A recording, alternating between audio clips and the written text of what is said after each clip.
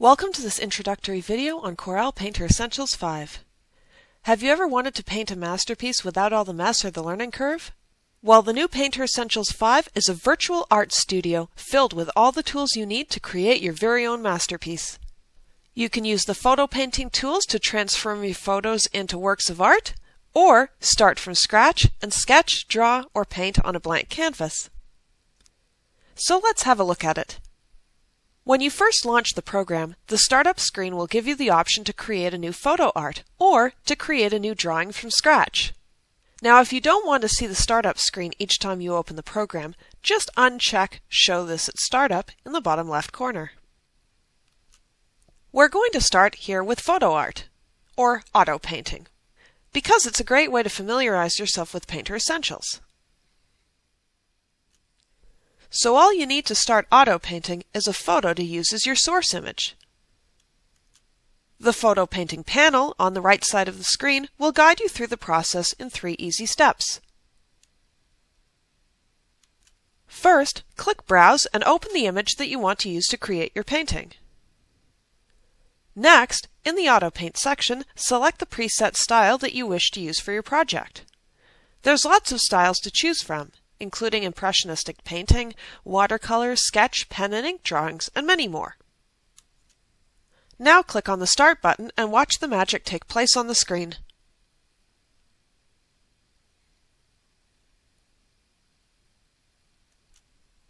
The auto painting will stop when it's complete, but if you wish to stop the painting earlier, you can always do so by clicking on the Stop button. Once the painting is complete, you have the option to make some touch-ups by hand. For example, you can use the brush tool to go over certain areas in your painting where you want to bring out a bit more of the detail from the photograph. And there you have it. In just a few minutes, you can turn a photo into an impressive work of art. Now let's look at how to draw and paint from scratch. When you first open Painter Essentials, you'll notice that the workspace is set up like a studio desk, and it has everything you need laid out in an intuitive and orderly fashion. On the left side is your toolbox, where you'll find a variety of helpful tools. The first tool is your brush tool. And when the brush tool is selected, you can choose specific brushes from the brush selector, which I'll show you in a moment. Then you have your dropper tool, and this lets you pick up a color from an existing image and make it the current color in the color panel. And the paint bucket tool will let you fill an area with that color. The text tool will let you create text shapes. And the next 2 tools are for removing unwanted areas from your image. The eraser tool, which erases using a brush stroke, and the crop tool, which lets you cut out parts of your image. Then you have the selection tools, 8 different tools for creating, adjusting, and working with sections of your image. This is the rubber stamp tool, and it lets you sample an area of an image and then reuse it, either in this file or a separate one. This technique is often used for retouching photographs. These are the dodge and burn tools for lighting and darkening and highlighting midtones and shadows of your image. The mirror painting tool and the kaleidoscope tool are for creating perfectly symmetric paintings. Next are the navigation tools, which are probably pretty familiar to you. Grab, zoom in, zoom out, and rotate. And finally, you have the color selector and the paper selector. Across the top of your screen, you have your menu bar, of course, and underneath that is your property bar, and that's the one that shows you the settings for whichever tool you happen to be working with at the moment. For example, the property bar will let you adjust the size, opacity, and grain of your brushes. In the top left corner, you'll have your brush selector, where all of your brushes are organized by category.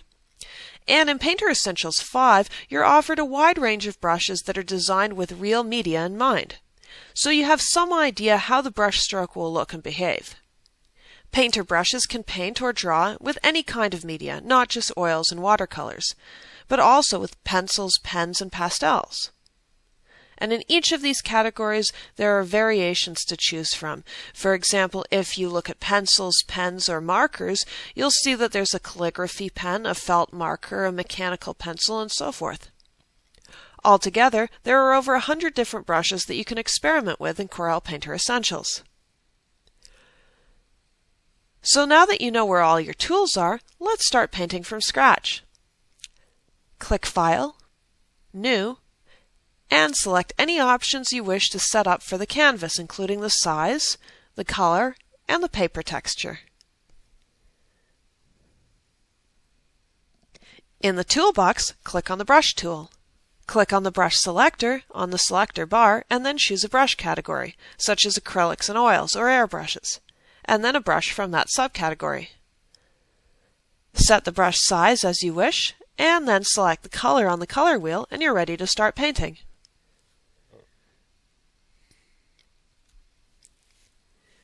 When you've completed your painting, go to File and then Save. The default file type for Painter Essentials 5 is a RIF file. This is a project file type that will save your settings, layers, and other complicated bits, so it's important to keep a RIF file when you're doing a painting so that you can always go back and make changes later. A more practical version that you'll probably want to save is a JPEG, and this is a universal file type that makes it easy to share on social media sites or via email. After saving the RIF file, simply go back to the File menu and save a copy in JPEG format.